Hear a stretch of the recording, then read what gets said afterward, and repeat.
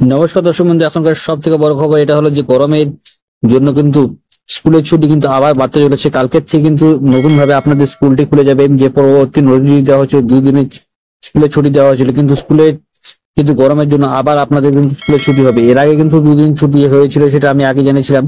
তো গরমের ছুটি কিন্তু তোমাদের আবার বাড়তে চলেছে বিশেষ সূত্রে যেটা খবর হচ্ছে, কারণ বর্তমানে উত্তরবঙ্গ থেকে দক্ষিণবঙ্গ 40 থেকে 42 ডিগ্রি তাপমাত্রায় কিন্তু বেশ সমস্যার মধ্যে রয়েছে ছাত্রছাত্রীরা। তো তাই আপনাদের স্কুলটি কিন্তু আবার বন্ধ হতে চলেছে, বড় সড়ো খবর কিন্তু পাওয়া গেছে। এছাড়া করোনা আপডেটসও কিন্তু বেশ লাফিয়ে লাফিয়ে বাড়ছে প্রতিদিনই আপনাদের সংক্রমণের হার।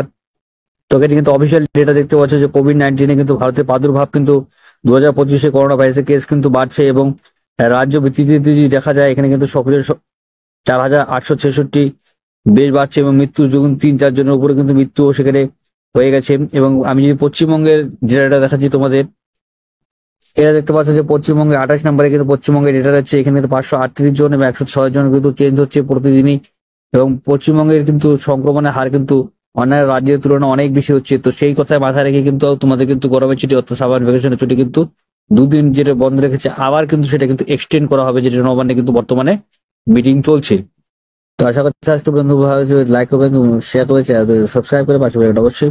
জয় হিন্দ, বন্দে মাতরম। ধন্যবাদ। আমি এটি দেখার জন্য।